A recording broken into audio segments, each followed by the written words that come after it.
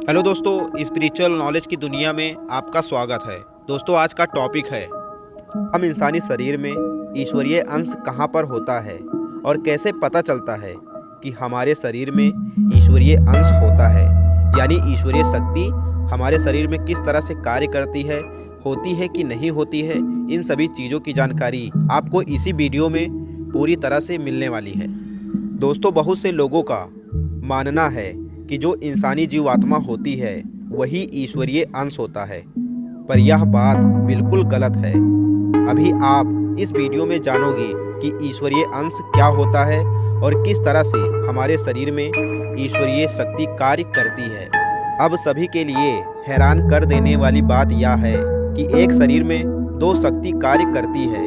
दुनिया में कोई भी जीवित प्राणी हो, उस जीवित प्राणी के अंदर दो शक्ति कार्य करती है। पहली है जीव आत्मा और दूसरी है ईश्वरीय शक्ति।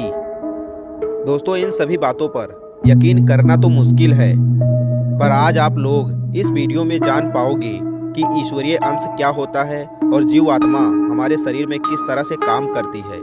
दोस्तों, दिखती तो दोनों नहीं, पर हम लोग महसूस करते हैं, और आज आप लोग जानोगे कि किस तरह से ईश्वरीय अंश शरीर में रहते हुए कार्य करती है।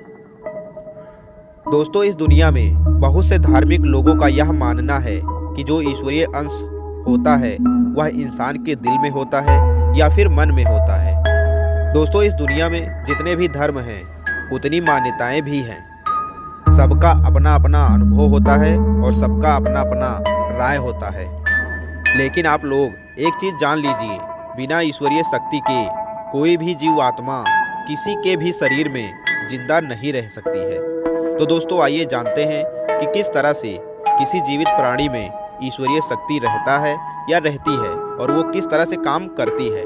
दोस्तों, यह बात तो सबको पता होती है कि जब कोई बच्चा गर्भ में पलता है तो माँ के पेट में ही उस बच्चे का जो इम्पोर्टेंट अंग होता है वह बनना स्टार्ट हो जाता है, माँ के पेट में ही।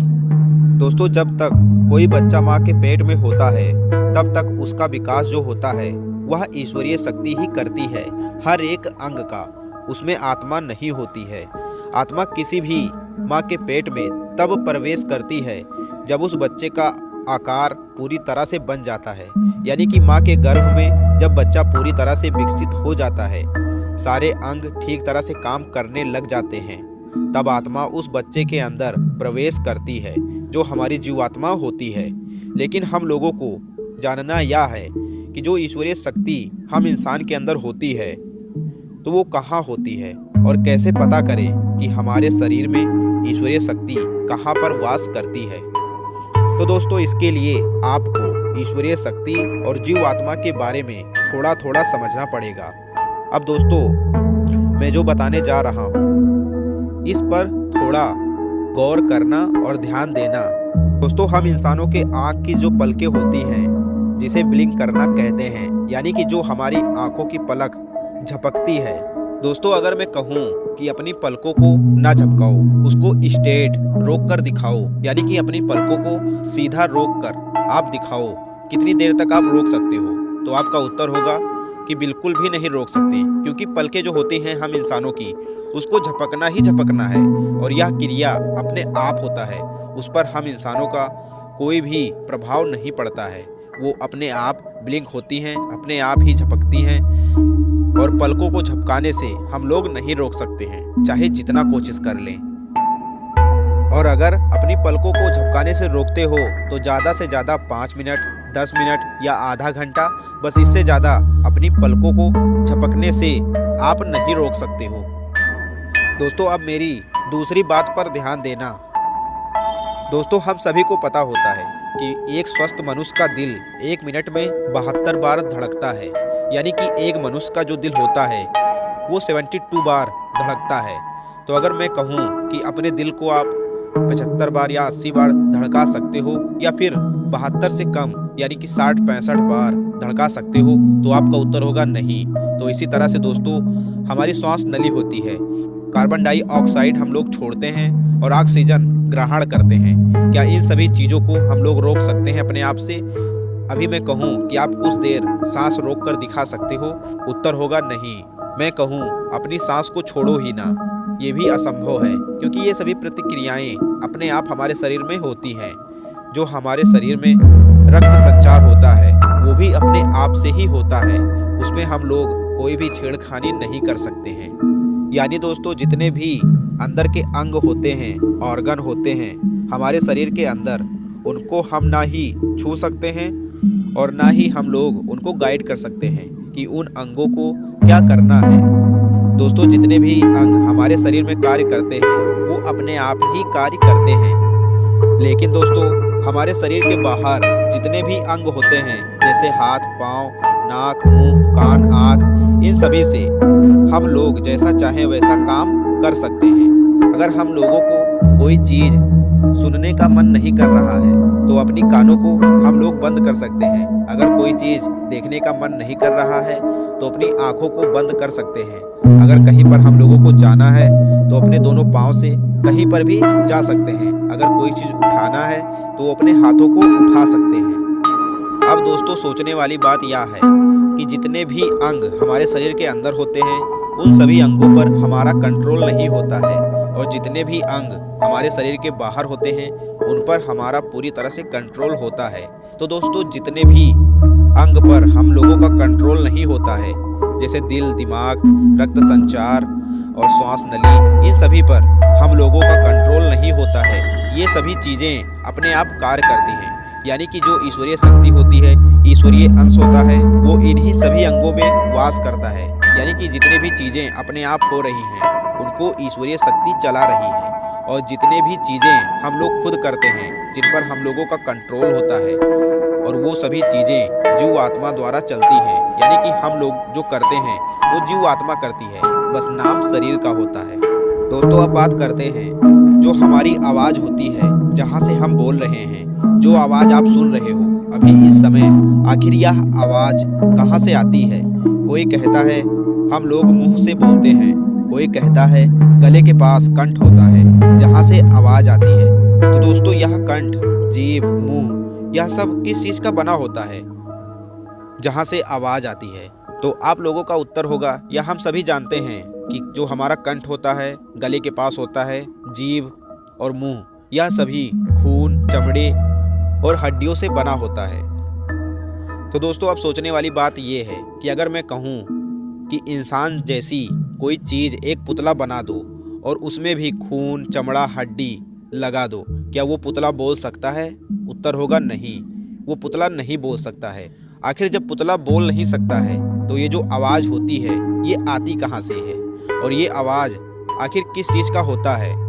दोस्तों, ये आवाज़ खुद हमारी जीव आत्मा का होता है।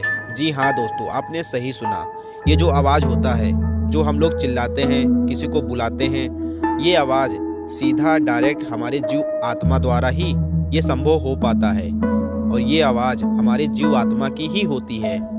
और दोस्तों, जब तक जीव आत्मा हमारे शरीर के अंदर होती है, यानी कि जब तक शरीर जीवित रहता है, उस शरीर पर अगर कोई घाव लग जाता है, कोई थप्पड़ मारता है, तो हमें बहुत तेज पीड़ा होती है। तो वह जो पीड़ा होती है वह जीव आत्मा महसूस करती है, ना कि शरीर। कोई भी कार्य अगर हम लोग करते हैं, कोई भी कर्म करते हैं, वह अपने शरीर से ही करते हैं, और भुगतान हमारी जीव आत्मा को करना पड़ता है। जैसा जैसा हम लोग कर्म करते हैं अपने शरीर द्वारा, वैसा वैसा भुगतान हमारी आत्मा करती है। दोस्तों, इस तरह से जब जीव आत्मा हमारे शरीर से निकल जाती है, तब हमारे शरीर को जलाओ या ज़मीन में दफन कर दो या शरीर का चीर फाड़ करो, शरीर से कोई भी आवाज़ नहीं आएगी और ना ही शरीर को कोई तकलीफ़ होगी। तो ये तकलीफ़ कौन सहता था? तो उत्तर होगा, जो तकलीफ़ चीर फाड़ करने से जो सहता वो होती आत्मा। यानी कि अब उस शरीर में आत्मा है ही नहीं, इसीलिए उस शरीर से ना कोई आवाज़ आएगा, ना चीखने चिल्लाने की, तड़पने की आवाज़ आएगी। आप उस शरीर के साथ जो मर्जी वो करो, क्योंकि जब तक आत्मा उस शरीर में रहती है और वो आत्मा हर एक चीज़ महसूस करती है। अगर शरीर पर कोई घाव लगता है तब आत्मा परेशान होती है, अगर कोई थप्पड़ मारता है तब भी आत्मा को ही दर्द होता है। यानी कि शरीर जो होता है हम लोगों का, उसे कोई भी प्रभाव नहीं पड़ता है। जब तक आत्मा शरीर में रहती है तब तक हम लोग बोल सकते हैं, महसूस कर सकते हैं, अगर कोई थप्पड़ मारता है उसको भी महसूस कर सकते हैं। दोस्तों, इससे स्पष्ट हो गया कि जीव आत्मा हमारे ही शरीर में होती है और शरीर जब जीव आत्मा छोड़ती है तब उस शरीर के साथ आप कुछ भी कर सकते हो। उस शरीर से ना आवाज़ आएगी, ना शरीर चिल्लाएगा, ना चीखेगा, ना शरीर को कोई पीड़ा होगी। पर आत्मा हमारे शरीर से कब निकलती है? जब ईश्वरीय शक्ति काम करना बंद कर दे। यानी कि जितने भी इम्पोर्टेंट अंग हमारे शरीर में होते हैं, जिन्हें ईश्वरीय शक्ति कहते हैं, और ईश्वरीय शक्ति उन्हीं इम्पोर्टेंट अंगों में कार्य करती है। यानी कि जब ईश्वरीय शक्ति काम करना बंद कर दे पूरी तरह से, यानी कि दिल और दिमाग, रक्त संचार से लेकर श्वास नली तक, जब ईश्वरीय शक्ति काम करना बंद कर दे तब इंसान की मृत्यु हो जाती है और आत्मा शरीर से बाहर निकल जाती है। दोस्तों, ईश्वरीय शक्ति ही होती है जब कभी भी हम लोग कोई गलती गुनाह करते हैं, जो अंदर से आवाज़ आती है जिसको मन कहते हैं। कोई कहता है कि मन से ये आवाज़ आ रही है, तो दोस्तों वो ईश्वरीय शक्ति ही होती है जो हर शरीर में होती है और वो हर एक चीज़ देखती है जो हम लोग करते रहते हैं। यानी कि ईश्वरीय शक्ति शरीर में होते हुए भी हम लोगों को रोकती टोकती नहीं है, क्योंकि जो हमारा दिमाग होता है हर चीज़ सोचने समझने में सक्षम होता है। यानी कि जो भी हम लोग करते हैं उसमें हमारी जो ईश्वरीय शक्ति होती है वो कोई भी हस्तक्षेप नहीं करती है। यानी कि जीव आत्मा होती ही स्वार्थी है, अपने स्वार्थ के लिए जीव आत्मा कुछ भी कर सकती है। और जब कोई गलत काम हमारी जीव आत्मा करती है तो जो ईश्वरीय शक्ति होती है, जिसको मन कहते हैं हम लोग, होती तो ईश्वरीय शक्ति ही है, और वो अंदर से आवाज़ आती है कि ये चीज़ गलत है। उस चीज़ को हम लोगों को मान लेना चाहिए। दोस्तों, जो ईश्वरीय शक्ति होती है, ईश्वरीय अंश होता है, वो हमारे पूरे शरीर में होता है और पूरे शरीर का जो संचालन होता है, जो क्रिया प्रतिक्रिया शरीर में होती है, रक्त संचार का, दिल के धड़कने का, सांस लेने का, इन सभी चीज़ों को जो ईश्वरीय शक्ति होती है वही चलाती है। दोस्तों, इस दुनिया में हर एक चीज़ का एक निश्चित समय होता है। उसी तरह से जो ईश्वरीय शक्ति होती है, अब किसी को नहीं पता होता है कि वो ईश्वरीय शक्ति कब काम करना बंद कर दे। और जब ईश्वरीय शक्ति काम करना बंद कर देती है किसी भी शरीर में, तब उस शरीर में जीव आत्मा रह ही नहीं सकती है। क्योंकि जब तक हमारा दिल धड़केगा नहीं, हमारा दिमाग काम करेगा नहीं, रक्त संचार होगा नहीं, श्वास हम लोग ले ही नहीं सकते हैं, तब तक जीव आत्मा उस शरीर में जा ही नहीं पाएगी। तो इसी चीज़ को हम लोग मृत्यु नाम देते हैं। यानी कि जब ईश्वरीय शक्ति काम करना बंद कर दे, जब हमारी आत्मा कोई शरीर अगर छोड़ दे, तब वो आत्मा शरीर में दोबारा प्रवेश नहीं कर सकती है। तो दोस्तों, आशा करता हूँ आप लोग जान सके हो ईश्वरीय शक्ति इंसानी शरीर में किस तरह से कार्य करती है और कहाँ पर ये ईश्वरीय शक्ति होती है और क्या काम होता है हमारे इंसानी शरीर में ईश्वरीय शक्ति का। इन सभी चीज़ों को आप जान पाए हो इसी वीडियो में। दोस्तों, बस इतना ही। आप मिलते हैं अगली कोई नई वीडियो में।